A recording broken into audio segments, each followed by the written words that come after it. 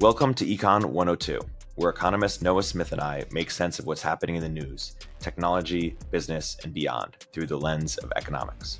Let's jump right in. Let's start by getting into the Republican Party platform. You covered it extensively on No Opinion. Let's talk about it. What did you find interesting, surprising? Why don't we unpack some of the main parts of it?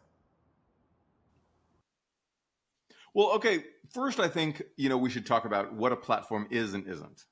What a platform is not is a guide to what actual policy is going to be, right? Because when you look at what was in the Republican Party platform in, 20 years ago, it was just a whole bunch of nuts, insane, like, we're going to turn this back into a Christian nation, et cetera, et cetera. It was very strident stuff. We're going to repeal all these regulations. We're going to repeal all the laws. We're going to implement a flat tax. And none of it ever happened, right? So platforms are not a guide to policy, and that's doubly true in the age of Trump, because Trump is just going to do what he wants. He's not going to listen to what the Republican Party elders tell him to do. That's just not how he works. But what it does do a couple things. Number one, it tells you how the people in a party think about themselves and their ideology, right? It tells you they think, what do we stand for? It's a self-expressive document, I think. And then the second thing is it's a PR document. It's what do we think will appeal to the people who might want to vote for Republicans, right? And so it's a PR document and it's a self-expression document. And so I think that that's the context in which we have to look at this platform and evaluate why it's interesting. So that having been said, I think that there are a couple really interesting things about this platform. The most interesting thing is that it's almost all about economics. There's only a couple planks. There's a bunch of different chapters. There's 10 chapters, right? And of those chapters, 7 and parts of the others, but 7 of the 10 chapters are about bread and butter issues. They're about inflation. They're about benefits for seniors. They're about economic growth. They're about education. They're basically about economic issues, really. And they're not about culture war, like we're going to destroy the woke agenda and like destroy critical race theory. That stuff is in there, but it's sort of relegated to the end in a couple of chapters, and it's not highly emphasized, right? So that's a change. Republicans, for a long time, have focused on culture war issues without much focus on economics. That has been sort of the consistent problem with the Republican Party, is that they've been all culture war, no economics. And if you look at like Ron DeSantis in his abortive presidential campaign, had no economic ideas, really. It was all just about like, let's destroy woke. And it didn't really enthuse people. I think we've had a decade of culture wars and people are kind of tired of it. So Republicans, in the party, not Trump, but Republicans are refocusing on economic bread and butter issues. And that's good. I like to see that, right? Because, well, I write about economics, but also because I think that getting like more money in your bank account or whatever, or, lower prices at the grocery store, that's something that unites Americans. That's something everybody wants. Whereas like, we're gonna destroy woke and restore traditional marriage and blah, blah, blah, blah, and like gender roles and all these things. And those are inherently divisive, right? Those are inherently like, oh, you group of Americans who generally wants this kind of thing. Well, tough shit.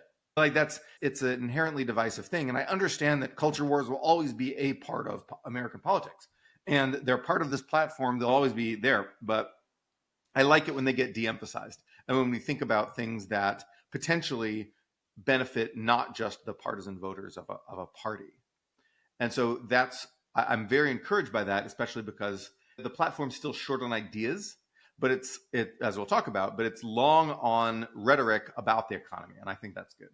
And okay, so the second thing that I like about this platform is that it triangulates. Now, triangulation is a political term, meaning I sort of adopt some of the sort of more mild versions of the opponent's position in order to neutralize their strength. So when Biden gets tough on the border, he's triangulating. He wouldn't be doing that if Republicans weren't around threatening to get even tougher on it, right? Or when Clinton ended welfare, that was triangulation because there were Republicans who wanted to end welfare even harder than he did. So that's triangulation, and this platform does quite a lot of triangulation. And I like that because it signifies a sort of a convergence toward a moderate approach in American politics and away from strident sort of cold Civil War approaches. And so those are the two things I really like about this platform. There's much to dislike as well, But those are the two things that jumped out at me. And I was reading it and I was like, actually, I'm pretty impressed by how good this is compared to Republican Party platforms in the past. Did Republican Party platforms in the past really say we're going to become a Christian nation? I mean, they said like in the 2000s, they would say stuff like we're gonna respect our Judeo-Christian heritage and put it back in public life and things like that. There were, they focused very much on like we're gonna allow teachers to do prayers in school and the Ten Commandments posted. We want the Ten Commandments posted in every classroom. So they did talk a lot about this, religious stuff. I never felt particularly like threatened by that. I wasn't like, oh my God, there's going to be, the Ten Commandments. But I did think, this isn't inherently like, this is aggressively divisive. This is, there's a bunch of people who like don't believe in God or Hindu, Muslim, Buddhist, whatever, right? Who just don't want to see the Ten Commandments. Like when they see the Ten Commandments, they're like, you're a perpetual foreigner in your own country. So if I have like friends from like India or China or something, they're going to be sitting in class and the Ten Commandments and thinking like, oh, I don't fit in. And so I thought of it as sort of a barrier to American unity to emphasize that. I mean, obviously, Christianity is our majority religion, and Christian heritage, whether or not you think it should be formalized in any way, is absolutely real and important. Also, there's the fact that when you formalize state endorsement of religion, people become irreligious. So you can see this in Iran, where people are literally no longer identifying as Muslim. Like Iranians are like, I'm not Muslim, I'm Zoroastrian, bitch. Like they're saying this on surveys, and it's kind of wild because what does it mean to be Muslim in Iran? It means to support this shitty, corrupt regime that has this mafia presence that controls every industry and beats women up, or sexually assaults them for like not wearing the right headscarf. And so like that sucks. Like you don't, people are very into Islam in countries where it's like, that's cool. That's the resistance to the government. Like in England, right? A lot of like Pakistani British people are very into Islam, but then like in Iran, they're like, no thanks. Because when you have the state endorsed religion, it reduces the import. Like it means that the way to rebel against the government is to rebel against the state supported religion. And so for the sake of Christianity, it's good to not endorse Christianity.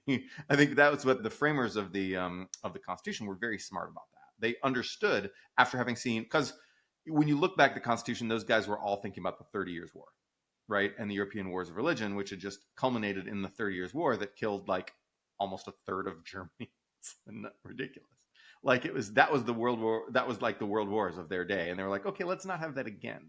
Let's just ban everything associated with that, such as state endorsement of religion, quartering soldiers in your house. And so they like, cruel and unusual punishment. So all these things, these things come out of the 30 Years' War. And so we're very far away from the 30 Years' War now. Almost nobody even knows what that was. And so, we don't think about establishment of religion. We think of it in terms of the things I was talking about before, like inclusiveness. Does the Indian kid at school feel like weird and excluded? Right. But I think that the framers were smart in this other way because they also understood that establishment of religion would lead to a rebellion against the establishment. Yeah, that's a good overview. Maybe that was a longer of an answer than you were looking for. If Biden put out a similar plan, like where does this differ from what Biden wants? Like what are the key points of difference if Biden were to win between this plan and Biden's plan, assuming that they executed on the plan? Differences between this and Biden's plan, if they execute on the plan. So the biggest thing is immigration. Biden, has been getting tough on the border because of political pressure. But fundamentally, the Biden administration is extremely friendly to immigration. And the Republicans are now extremely hostile to immigration. That is the biggest difference, I think, that we would see. What else? I think that Democrats are sort of allergic to a lot of deregulation. Progressives are allergic to deregulation, and I think that Republicans embrace deregulation. So regulation will be a big difference. Note that's one thing that I agree more with the Democrats on, and one thing I agree more with the Republicans on. All right.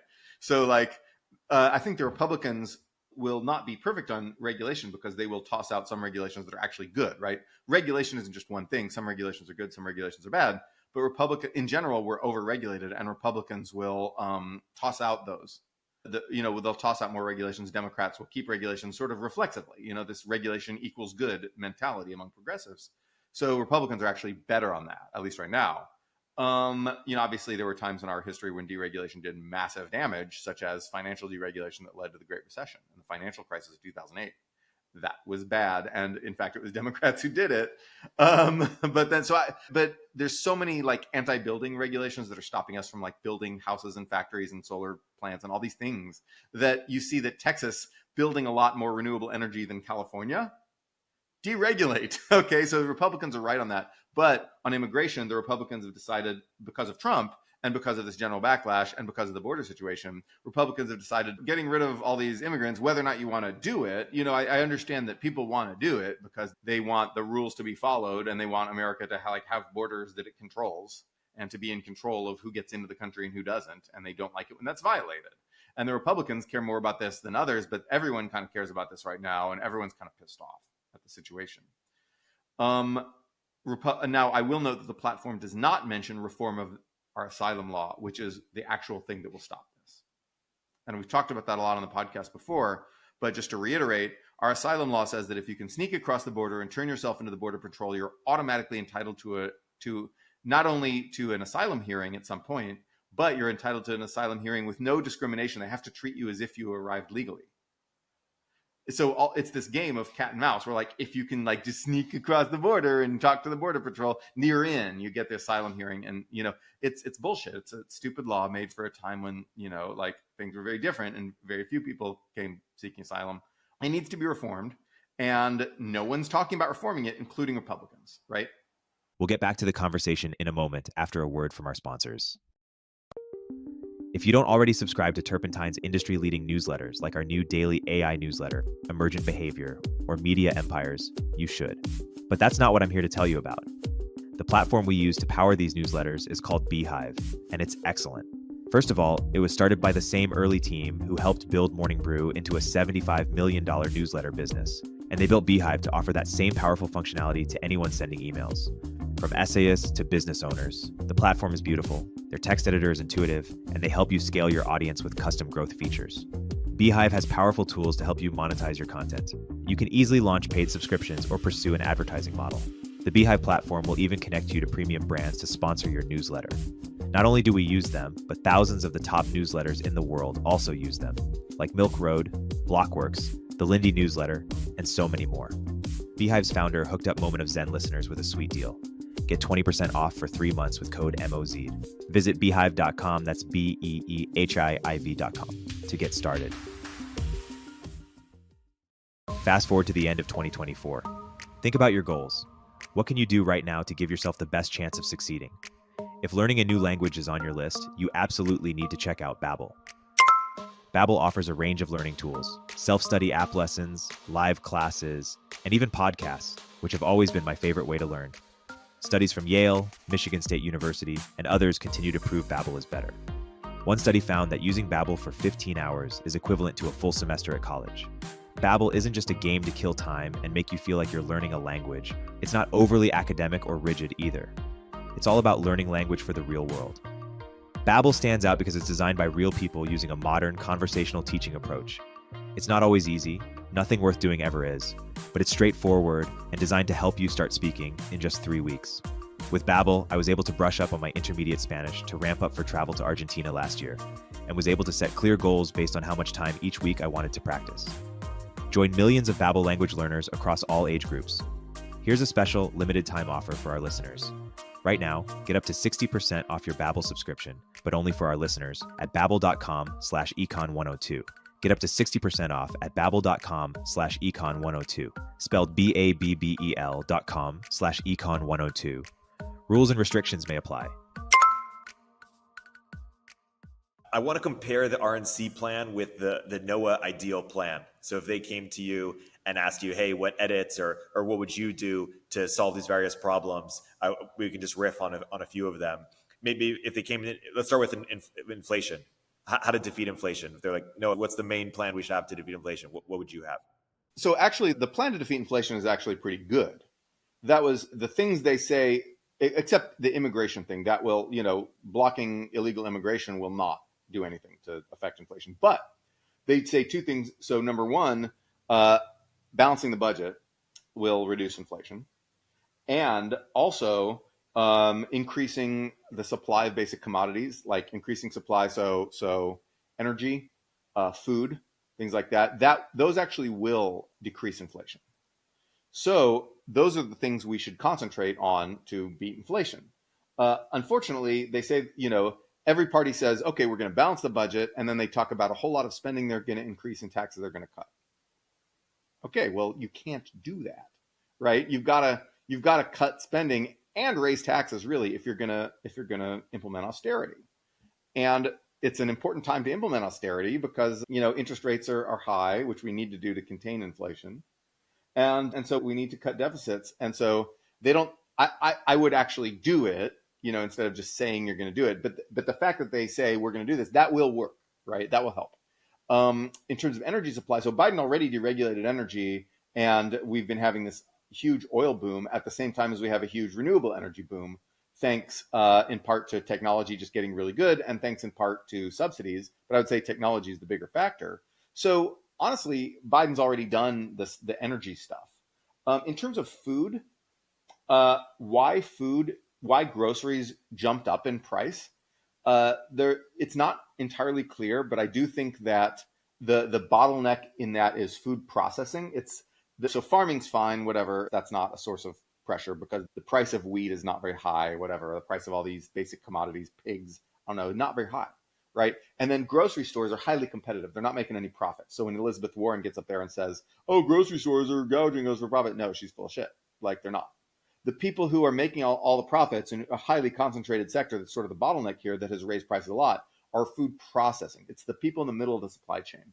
And one reason is because they've had to pay higher wages. So if you do let in a whole bunch of immigrants to work in the food processing industry, because guess who works in the food processing industry, right? It's Mexican guys who move to Iowa. That's who works there. It's Honduran guys who move to Iowa.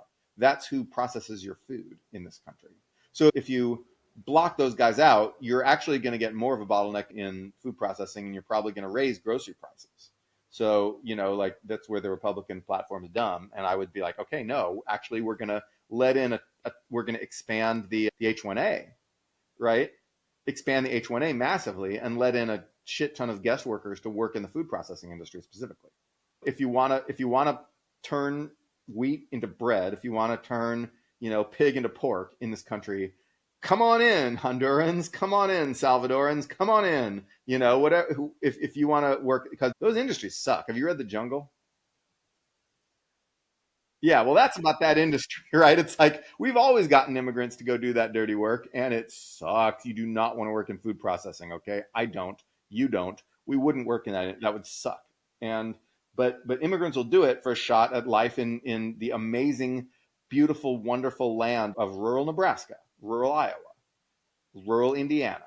All right, like that's heaven to someone from El Salvador or Honduras, right? Because there's not. You're not scratching a living from the dry, dusty earth while some gangs try to lop off your head with a machete or mow you down with a machine gun into an unmarked grave. You could just have an apartment. You can watch some TV, Netflix, whatever, right? Like, it's great. So, and yes, you have to go work at a dirty job 10 hours a day and live with your whole family in one apartment. And that sucks. And you're poor, but it's a lot better than wherever you came from. So we should be expanding H-1A massively. Because that's, H-1B is for nerd techies, H-1A is for farm workers, basically.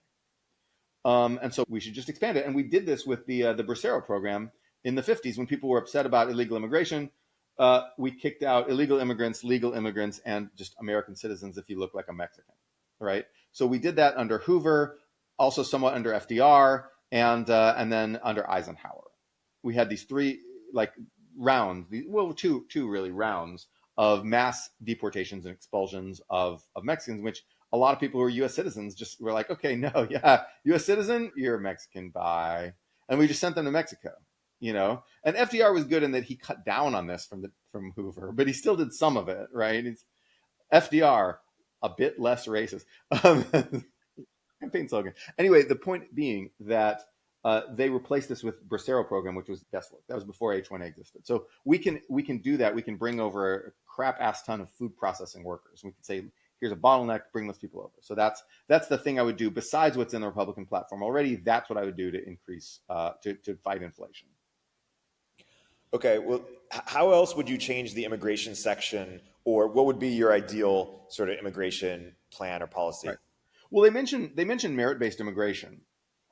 They mention increasing it at the expense of chain migration. Chain migration is just a name for family immigration, right?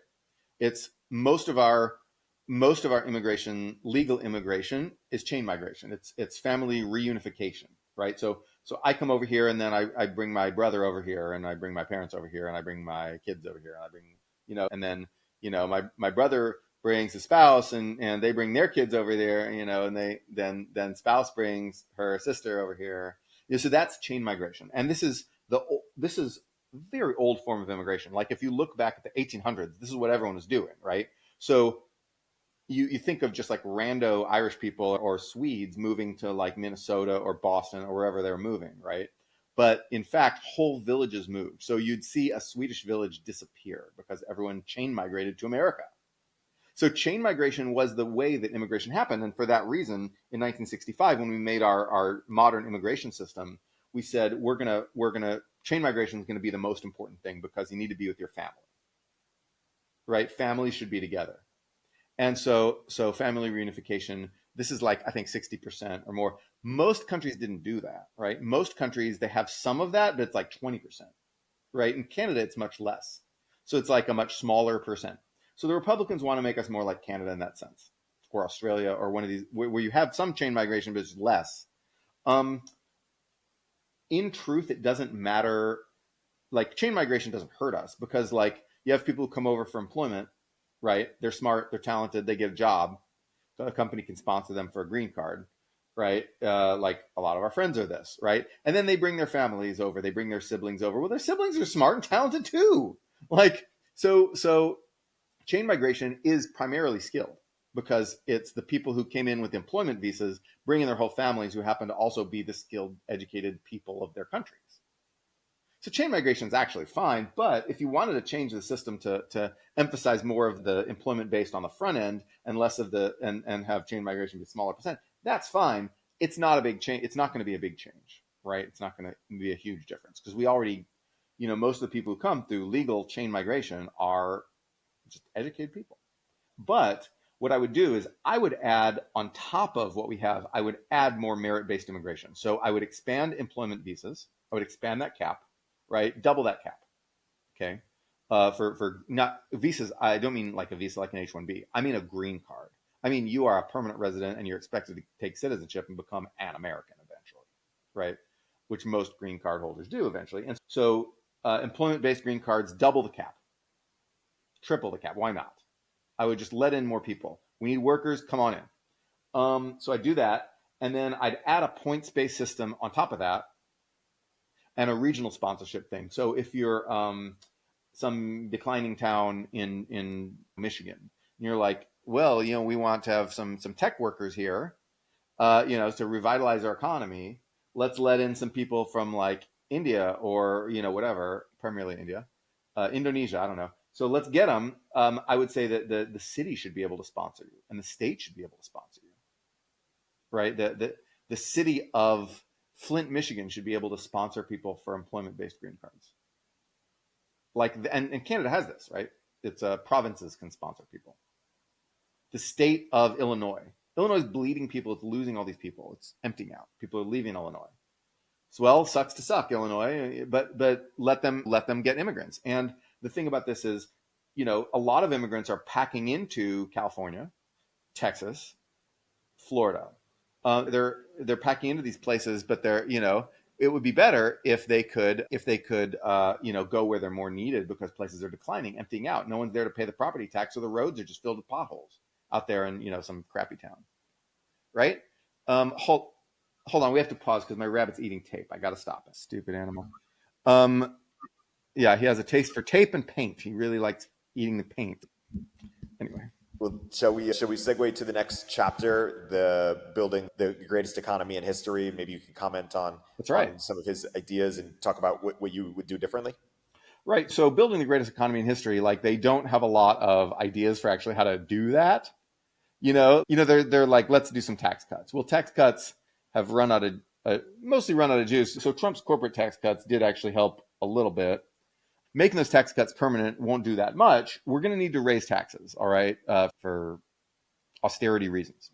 Okay, and so just more tax cuts. It'll help the economy. This is dumb, and Republicans always just say this, but Trump's tax reform was actually fine because two reasons. Number one, it cut corporate tax, and we do have evidence that had a small effect. So we think it did boost investment a little bit. It wasn't a huge effect, but it was fine, right? And that lowering that corporate tax reduces the incentive for corporations to go overseas and pretend that they're producing all this stuff in Ireland, right? So that's fine, that's good. And it was paired with a cap on the SALT deduction, meaning that we live in a high tax state, and if we pay taxes to the California government, you used to be able to write that off to the federal government. So the federal government was essentially farming out taxes to the states. That was dumb. So a SALT cap says that you're not allowed to deduct as much of your state and local taxes from your federal taxes. So if California wants to tax you, that's California's business. And the federal government's still going to tax you on its own. So it's an income tax, right? Because because California outlaws property tax, basically, it's got to use income taxes. And it has high income taxes. We pay a lot of tax, right? You pay high tax rates. I pay high tax rates. These are higher than before Trump. Trump raised our taxes because we used to be able to write those California taxes off of federal, and we can still do that to some degree. We just can't do it as much as we used to be able to. So Trump raised our taxes. That's fine. And that's why that didn't completely offset the loss in revenue from the decreased corporate tax, but it partially offset it. And that was good. In fact, we should repeal it more so that you and I have to pay even higher income taxes. Of course, the problem here is that, so the thing is that we'll be paying higher income taxes, but we'll be paying those income taxes entirely to the federal government. Now, if you know me, you know that I have this one refrain, which is I love paying taxes to the federal government. I hate paying taxes to the state of California, right? Because the federal government is going to use taxes to pay for old people's benefits and the military. Interest on the national debt, but basically old people in the military. That's what our federal government's going to use that money for primarily. And some roads, interstates. I like the interstate highway. We'll get back to the conversation in a moment after a word from our sponsors. Today, I want to make a bit of a personal appeal to anyone working on a SaaS app or website. If you spend any time on the internet, you probably have interacted with chatbots in the bottom right corner of sites. Most are really annoying. AI is making them better. But still, I often just get really useless generic answers out of these and end up just wanting to talk to a real human. It felt to me like AI shouldn't just make chatbots marginally better at text responses, but that they should enable a new type of web assistant. Something that feels like you're talking to a human support agent who is co-browsing alongside you. CommandBar is building that user assistant. Companies embed it into their web app, mobile app, or website. And they get a fully generative chatbot that can give personalized responses that refer to a user's past chats, perform actions directly on behalf of the user, like looking up account info, and even start browsing alongside the user to show them how to do something, like a tour guide. It can also nudge users when they seem confused or frustrated. I love when I encounter CommandBar in websites. It's white labeled, but at this point I can tell right away. CommandBar already reaches more than 20 million end users with major customers like HashiCorp, Gusto, Freshworks, 6 Sense, and more. See for yourself at commandbar.com/MOZ or follow the link in the show notes. This episode is brought to you by Warp. If you're a founder with employees in multiple states, you know managing state tax compliance is complicated. Warp not only automates state tax compliance, but also offers a user-friendly experience tailored to the needs of startups with a robust in-house team of experts. Warp ensures your startup remains compliant across all 50 states, giving you the peace of mind you need to focus on scaling your business. They also make it easy for startups to provide health benefits for employees, hire international contractors, and even claim R&D tax credits. Hundreds of startups trust Warp to handle their payroll and compliance needs. You can go from zero to payroll live in just 2 days. Don't let payroll and compliance hold your startup back. Visit joinwarp.com/peel or tap the link in the description. Get started and receive a $1,000 gift card when you run your very first payroll. That's joinwarp.com/peel. Do you want to give as much money to old people as we're giving? Well, I mean, it's becoming increasingly affordable because we're aging. But I like giving money to old people. I like that as a concept. Whether or not we can afford it is a different question, right? But yes, I like the idea of giving money to old people because, first of all, they're old, have some money. Like, they didn't get to enjoy as rich of a country when they were growing up. Like, you've seen how, like, we talk about how, oh, the boomers took all the money. But yeah, like, you saw how the boomers lived, and they didn't even have Netflix. They deserve a nice retirement. So I'm definitely, but the other reason to give old people money is because it frees up young people. Like, when's the last time you spent time physically taking care of your grandparents? You didn't, right? You don't do that. That's not part of your day. But in Japan, it is. And in many countries, in the Philippines, it absolutely is. Your grandparents live with you and you take care of them. You are an elder care worker in your spare time, right? And so we don't have that. And the reason is Social Security, right? The reason is old people's benefits and Medicare.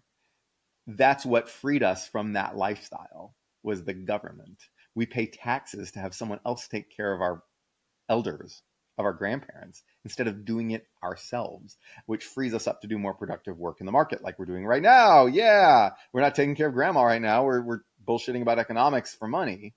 So that's good. Whether we can afford to just pay increasingly large benefits to all the old people in an age of population aging, where we've got lower fertility and we've got fewer young people supporting all the old people's consumption on their backs, that's another question. All right.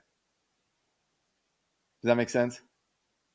Yes, that Yes. does make sense. I love the concept of giving money to old people, but I hate paying taxes to the state of California. The reason is because a lot of this is going to end up in the pocket of grifting nonprofits and high-speed rail that never gets built. Right? California is incredibly wasteful and corrupt. It's just massively wasteful, spends money on services that don't do a lot, infrastructure that doesn't get built. It's just insanely wasteful. And I can imagine a state of California that I would like paying taxes to. There's nothing inherently ideologically wrong with paying taxes to the state, but state government could be good. Ours is not. I hate it, right? I would like paying taxes to a state government that actually did something more useful with the money. Now, of course, California does some useful things with the money, right? Like public education, which is paid for at the state level in California. Public education is important. We need kids to learn how to read. Also, we need kids to stay out of jail. So school is like ersatz jail. But that's a topic for another day. We should get, if you really want to get someone to rant about how school is jail, get Mark Andreessen on here. He and I strongly agree on school is jail. But all right, but California wastes a lot of its money. So I want to repeal the SALT deduction completely, so that you pay as much taxes as possible to the federal government. And so then that means there's pressure, because remember, people can move out of a state much more easily than they can move out of the country, right? You can move from California to Texas. You can move from California to Washington state, right? So the outflow of population, which is already happening in California, will get worse if we repeal the SALT deduction, if we just say you can't deduct state and local taxes from federal. So I would do what Trump did, but more. Penalize blue states for high income taxes, force them to rely more on property tax, force California to rely more on property tax, because land can't move. If imagine a world where you felt better about giving money to California, what would they be spending money on so that that would be true? Efficient construction of infrastructure built by the actual government instead of outsourced to nonprofits. Just, state education, beef up the Cal State system, because Cal State system is like the greatest system. Basically just opportunity for working class and poor, mostly Latino folks. Like, that's what the state needs to be spending a lot of money on. Get all these people into the modern workforce. Your parents came to America to follow the dream, pick some fruit, and now it's time for you to level up.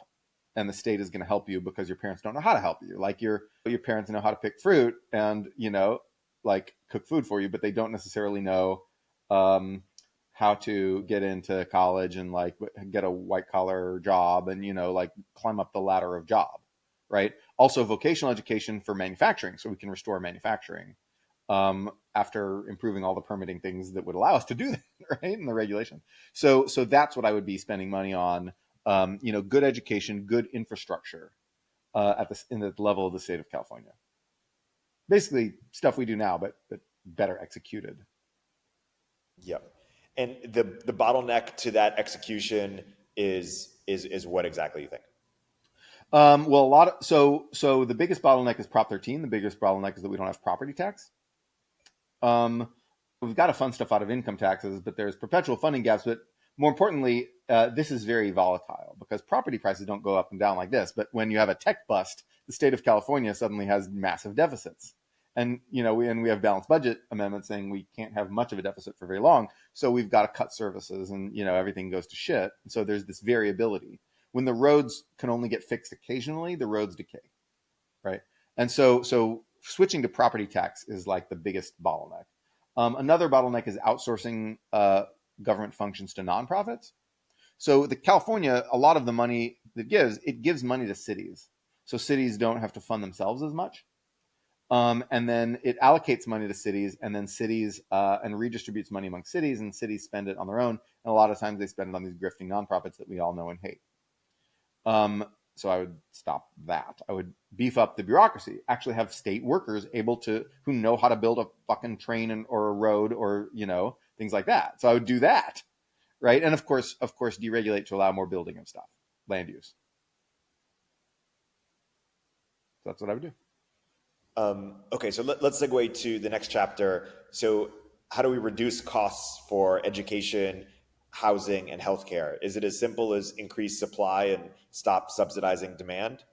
Or yeah. So let's see, what do the Republicans say on this? They said, the American dream. So they want to increase supply. They say some YIMBY stuff, right? They're like, open limited portions of federal land to allow for new home construction. I like that. That's fine. Cut unnecessary regulations that raise housing costs. That's also good, right? Promote home ownership through tax incentives and support for first-time buyers. Now, that's a Biden proposal. That's the triangulation I was talking about, right? That's Republicans saying we're going to do this thing that Democrats have been saying to do forever or for a long time, right? We're going to support first-time home buyers. That's great because that's a way for especially like working class Latino folks in California. That's a way for them to build wealth. Subsidize those first time home buyers. That said, it's a demand subsidy, right? You're giving people money and saying, here, use this to buy a house. Well, now more people can pay for houses. Willingness to pay goes up, demand goes up, price goes up. So yeah, it's a demand subsidy. Allowing more supply while subsidizing demand for poor people is not the worst program in the world. So that's actually a decent thing, but understand that it's also a demand subsidy. So maybe, don't do it for rich people. Only give poor people some money to buy some houses, but then don't give that to rich people. And so the problem is that a lot of our demand subsidies go to rich people. So the mortgage interest deduction, I'd repeal that, by the way. I'd repeal the mortgage interest deduction. Everyone's going to hate that. But I do it because in this Noah Smith is Lee Kuan Yew of America, enlightened despot. I would do that because mortgage interest deduction is it's a demand subsidy that goes more to rich people because rich people take out bigger mortgages. It's a demand subsidy. It's a demand subsidy that helps rich people. Well, anyway, so I do that. So, but then the idea for subsidies for first-time homebuyers and low-income homebuyers, it's a small demand subsidy and it's very targeted, so you get that redistributive effect and you get this wealth ladder escalator. Give everyone a little, it's like the GI Bill, right? You took all these working class people. The GI Bill is what economically assimilated the East Europeans and the South Europeans, right? That's why the fact everyone talks about assimilation of these immigrant waves, right? And the fact that Italian Americans are giant flag wavers now, typically, and Polish Americans giant flag wavers. Well, why? It's because they got a piece of the action, a piece of the American dream, and that's because they were able to buy a house with the GI Bill because they all went and fought for America, and then they came back from fighting for America, and they all got the GI Bill, and they all got to buy a house. with the help of the government, a cheap house in the suburb that then went up and up in price, and they became middle class. They had middle class wealth. Well, how are we going to do that for the Latino wave? So when you look at wealth, like Latinos have been climbing the income ladder. They are catching up to white people in income, and a lot of that gap has narrowed. But in wealth, the gap has not caught up nearly as much, and it's entirely because of housing. It's because Latinos didn't get to buy houses when they were cheap, and then we stopped building housing, so there's no new houses for them to buy. So Latinos are catching up in income, but they're not catching up in wealth nearly as quickly. This would be a way to catch to catch the Latino wave up in wealth, and Black people too, obviously. But then, so it's and just poor people of all walks of life. But if you think about the great integration of America in the 50s, and how a lot of these old, like by the in the 20s it was like, oh, you're a Polak, and now by the 50s no one even cared, right? No one gave a shit. And part of that was World War II. Part of that was just the massive upwelling of like patriotism from having everyone fight alongside each other, and which also led to the civil rights movement, because people are like, well, why are the Black people excluded? Why can't they have a piece of the action? So World War II did a lot of that, but the great housing boom, which by the way Black people were often left out of, and when people say redlining, that's a very specific thing, but usually they mean in the more general sense redlining as in Black people didn't have as much access to the housing subsidies that allowed white people to buy houses in these nice suburbs back in the day. Now it's a lot more racially equal, but the age of housing construction was done at a time when there was still a lot of racial discrimination. You can see that frozen in today in Black people's houses not being worth nearly as much, and lower home ownership rate. So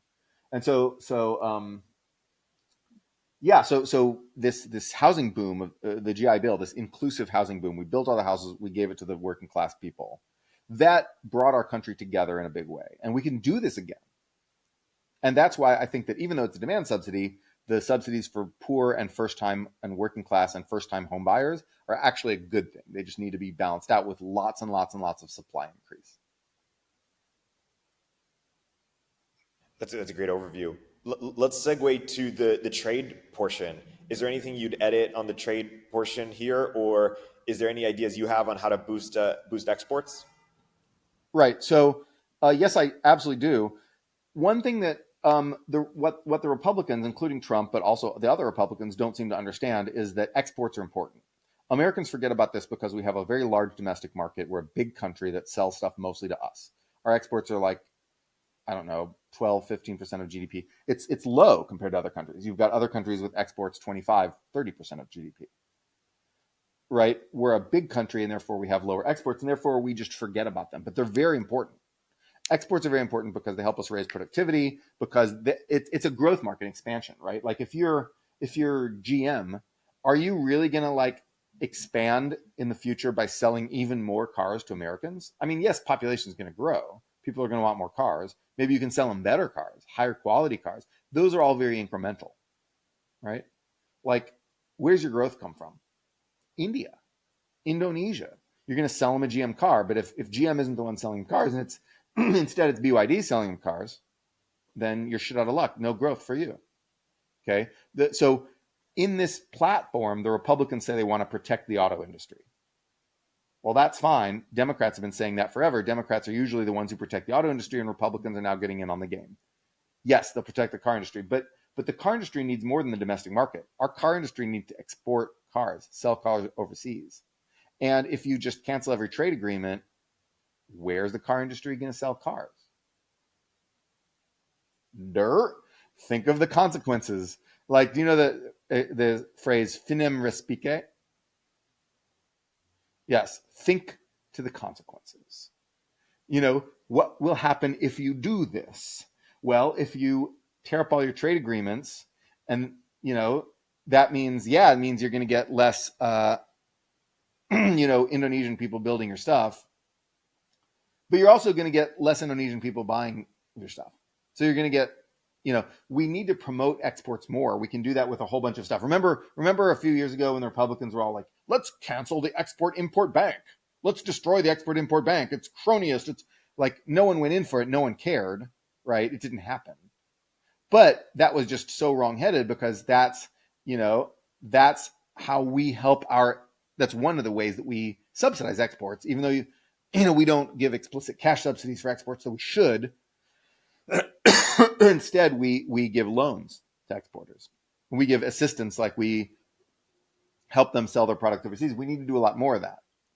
And we need to depreciate the currency by getting other countries to shoulder the burden of the reserve currency, but that's a whole nother thing. Subsidizing exports by giving loans to exporters, by giving all kinds of services to exporters to help them export. We need to do that so that we can compete in these markets that China is very competitive in. Because, Indonesia put tariffs on Chinese goods, but then those tariffs are not, we can't rely on other countries to just tariff China out of there, right? We've got to compete in those export markets, which means we need to subsidize our exports. I also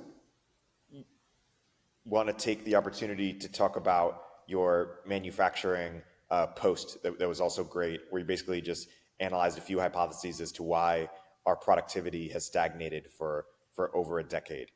Can you unpack what your conclusions were in that piece, and how that helps us understand where to go going forward? So we used to have this idea that manufacturing, you got these rapid productivity increases where services were slow growth, right? And for many years, we said, okay, the productivity slowdown has happened because of Baumol effect, right? Because we haven't really figured out better ways to have people fill out healthcare forms and care for you in a hospital. But we have figured out better ways to build things in a factory. So then manufacturing, as it shrinks as a sector of the economy, what's left is these services that have slow productivity growth. This is a simple story that we told for many, many years, and it's wrong. It was wrong. Because in fact, service productivity is, for many years it was right. In 1985 or 95, services grew slower in productivity than manufacturing. In 2010 or 2011, that abruptly switched. Services continue to grow in productivity, but manufacturing, suddenly the productivity flatlined. And now there were probably problems earlier, because a lot of our productivity gains in the previous decades, in the 2000s and the late 90s, had come from a combination of Moore's law and outsourcing to China. And that's not necessarily the kind of product, you want Moore's law, obviously. You want better computers, but then we may have been, that may have masked some of the problems we had building factories.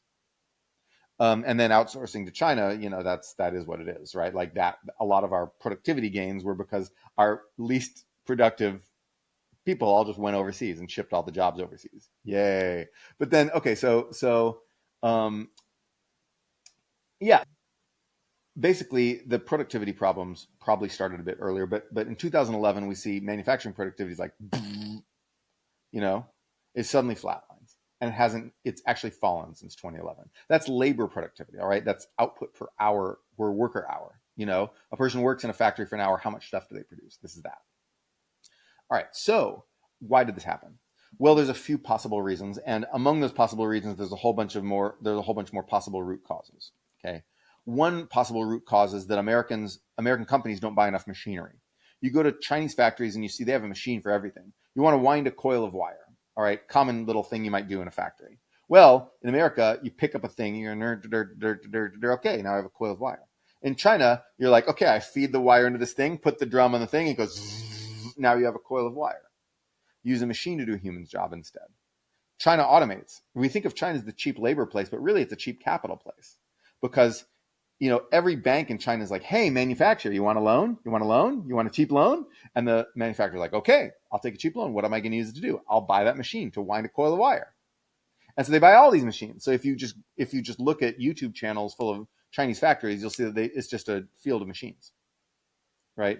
Now that's not necessarily optimal. Maybe those machines are inefficient. Maybe they're installing too many machines. Maybe the machines cost too much, and we'll get to that in a second. But it's possible that American companies don't borrow to buy new machines, and this is the problem, and this is why they're not increasing productivity. By the way, when you buy those machines, there's a technical term for it. Do you know that technical term? No, what is it? Capital deepening. Capital deepening means you have a machine for everything. That's what that is. Yeah, so let's use that word, capital deepening. Let's tell everyone capital deepening. So why does America have less capital deepening? One possible reason is finance. In every other country, there's like banks that will loan money to manufacturers, often at very cheap rates. In America, we don't have that. In America, if you want to finance your wire making machine, you got to issue junk bonds, right? That's how you do that. You issue junk bonds. So you go to the bond market, and the bond market doesn't necessarily know how useful that wire winding machine is, so they're going to charge you a higher rate than the bank would, because the bank knows about you and they have officers who go out there, and they're a little corrupt too. Anyway, so the point is that we have tougher financing. It also may just be pessimism. Like Americans may be like, okay, well, we're not going to export, and then our domestic market's going to shrink, so let's just not do anything. So it could be pessimism. China's just going to outcompete us, so we might as well not invest. So it might be that, right? So but explanation number one is we're not buying enough machines. I think there's something to this. I think that we're not buying enough machines, and we should try to fix this. Explanation two, which I don't buy, is the idea of concentration. The idea of you got these superstar manufacturers and they know how to make stuff really well, like SpaceX or Tesla or something. But then you've got a whole bunch of shitty manufacturers who don't know how to do this stuff because the people never leave Tesla and SpaceX and go there. So when Elon Musk goes on a rampage and fires a bunch of people from Tesla or SpaceX, that's actually good for the world, because they will take their knowledge and take their industries and go teach it to other companies and tell them how to do stuff. But we've got a few manufacturers who are just extremely productive, high productivity, and people just stay there and don't leave and give other manufacturers their expertise. So that's a possible reason. I don't think that's a big deal, but I think that could be in there. So it's good to have workers circulate around from company to company and take their knowledge from company to company. A third idea is America doesn't export enough. The domestic market's safe. It's protected. People are familiar. It's easy to make shitty cars for the domestic market. But when you make a car for the foreign market, you're competing in the big leagues. America, being a large economy, can afford not to compete in the big leagues as much. So that could be a thing. And no one else but me mentions that, but I think that's, so we've already talked about exports, so I won't go over that again. Hypothesis number 4 is that manufacturing productivity gains are, that some pieces of those gains have topped out. The idea that it's, a lot of manufacturing productivity gains come from rearranging factories. So instead of, the big gain from electricity was that instead of having the steam train that would just drive this one conveyor belt, you've seen those old Mickey Mouse cartoons where he's on these one giant conveyor belt that goes through every step, right? Well, that's a mechanical powertrain. That's a steam factory, because you have a big steam boiler and it just drives this one belt forward. And then those factories are really a pain to work in, because you'd have to just do everything at the right speed and adjust your speed so that the whole thing. Then came electricity, and you could pipe power very easily to a bunch of little workstations. So instead, you get a modern factory, which doesn't work like a Mickey Mouse factory. Instead, in a modern factory, you take your piece over here, you do this thing at this machine, then you take it over to the other machine, do this thing there. Or you set it on a little robot that moves it over there for you. But whatever you do, you move from workstation to workstation. This was incredible. And then massive revolution of just figuring out how to rearrange factories from electricity. And so over time, we figured out better and better ways to rearrange factories. But presumably there's some optimal arrangement. And once you hit that arrangement, once you solve that traveling salesman problem, once you solve that problem, you're done. You can't do that anymore. There's other gains you can do, like that. Toyota invented a bunch of stuff, maybe perfected a bunch of stuff. The Kanban system, which is anyway, you can read all about that. Just-in-time manufacturing, these innovations we've incorporated. These are all ways to rearrange manufacturing production processes to make it better. In the 80s and early 90s, we largely incorporated that, and we succeeded. And our factories are 99% as good as Japanese factories now at most of these things, because we just did. And in fact, Japanese manufacturers got this from America. American guys invented this. Japanese people implemented it and improved upon it, and then Americans copied it back from Japan. And that's how that happened. But that was over by the late 90s, right? And computerization. That was a big thing in the 70s, 80s, 90s. CNC machine tools. You've heard of CNC, right? I think it means computer and numerical control. It means a computerized machine tool, where you type in the thing that it does instead of setting the things yourself with your hands, right? So CNC machine tools, computerization, that was a big deal. These things, that's done. That was done by the late 90s. And so it could be that we just picked the low-hanging fruit on a lot of the stuff. And of course, that those aren't the only ways that manufacturing productivity improves, right? You can get better materials. You can get better robots. Actually, we haven't gotten better robots for a long time. So robot quality has largely stagnated. Robotization was important, but it was like a lot of it was important in like the 80s. The cyberpunk age. We got those arms, right? We haven't, like, basically robots do two things in a factory. Number one, there's a robot arm, like a robot arm, which got pretty good a long time ago, that does one thing. It screws the thing on and then it goes, okay. It's a fancy machine tool. It's just a machine, another kind of like, it's not like an articulated human robot that does all these stuff for. The other kind of robot is a delivery robot where you put it on little like R2D2 looking thing and it carries it over to the next guy, right? Those are the two kinds of robots that we use in factories. And we already have those, right? We're getting better at the little R2D2 things to carry the things around. We're getting better at those. We should have Lockie Groom on the show, but he's... we're getting some better robots, but then you can get better robots. You can get better materials, right? That's what Moore's law is about. You get better semiconductors, better components. Technology improves, material science discoveries, and the other way is you get more energy. We haven't gotten better energy for a long ass time, and we're about to. So we could, cheap ass solar power and batteries are going to pump some air back into manufacturing productivity, I think. And I don't know that we have massive improvements in material science compared to where we did before. I think we're still making steady progress. We're not making material science is always this very slow, steady progress. And increasingly, a lot of that's coming from China, which is lapping us in material science. So we need to get more on the material science stuff, by the way. We should have the material science episode, because a lot of material science, it turns out, is just like coding shit so that like it slides. Anyway, that's another story. But the point is that you can get productivity improvements in manufacturing from other things other than rearranging a factory and computerizing a factory. But once those things run out, maybe the gains to be exploited are slower. So those are basically the hypotheses here. That's a great overview, and we're at time, so I'll maybe close on this question or hypothesis is a bit provocative, but Trump is known for, or often criticized for, radicalizing the right, and certainly in some ways stylistically he definitely has, relative to like a Mitt Romney or something, or John McCain, stylistically, but policy wise, he seems to have somewhat been dragging the Republicans to the center on things like abortion or gay marriage. Remember, Trump, of course, was a Democrat for most of his life, and even some of these policies are labor focused, like the immigration and other stuff. Reminds of old Democrats. Would you accept that theory that in some ways, policy wise, he's dragged Republicans to the center? Of course, he absolutely has. Like that's not in, like, everyone agrees on that. There's one, but on immigration, he has dragged them away from the center. So the Republicans used to be a generally pro-immigration party. Now they're virulently anti-immigration. They've turned it into a culture war issue. Trump has massively dragged Republicans away from the center on immigration. And so that immigration is really essential to America. So this is a big problem, right? The main problem with Trump is that he degrades our institutions because he just tries to act like an elected dictator and fight with all the institutions of America. That's a problem.